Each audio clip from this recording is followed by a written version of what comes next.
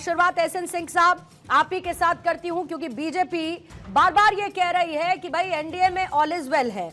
अगर all is well है तो दिल्ली से लेकर पटना तक बैठकों का दौर और सीट शेयरिंग फॉर्मूला अभी तक फाइनलाइज नहीं।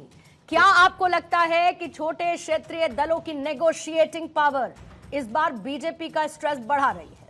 नहीं पूर्णिमा जी, कम शब्दों में अभी पूछेंगी तो यही कहा जाएगा कि एनडीए में ऑल इज वेल है, सब कुछ बेहतर है, शानदार है।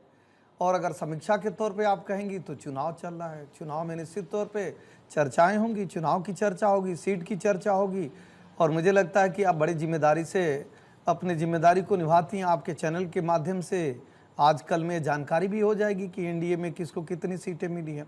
चूँकि होता क्या है कि दो लोगों के बीच का जब चुनाव होता है तो निश्चित तौर पे बराबरी की हिस्सेदारी होती है। हम जब बीच का रास्ता निकालते हैं तो वहाँ कोई मनमुटाव नहीं होता।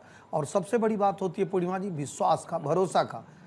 बिहार की जनता विश्वास और भरोसा किस पे रखी हुई है? एनडीए पे, मोदी जी के नीतियों पे, नीतीश जी की नीतियों पे। तो निश्चित तौर पे जहाँ भरोसा है, जहाँ विश्वास है, जहाँ विकास है, जहाँ समृद्धि है, जहाँ देने के लिए बहुत कुछ है, केंद्र में सरकार है, प्रदेश में सरकार है और विकास की बहार है, तो निश्चित तौर पे एनडीए में तो इस बात की चर्चा जरूर रहेगी कि ज़्यादा से ज़्यादा सीटों पे कौन लड़े। लड़ना चाहिए, हर पार्टी की जिम्मेदारी होती है। लेकिन आप देखिए ना, एनडीए में कोई ये नहीं कहने वाला है कि डिप्टी सीएम हम ही बनेंगे, और एनडीए में कोई ये भी नहीं कहने वाला है कि अगर नहीं मिला तो हम अलग होकर लड़ेंगे।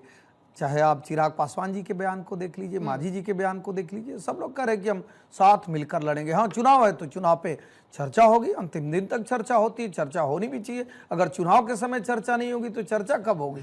लेकिन फिर दोबारा कहते हैं कि एनडीए में ऑल इज वेल। क्यों? क्योंकि विश्वास भी एनडीए पर है, विकास भी एनडीए के साथ है और अच्छा प्रयास भी एनडीए के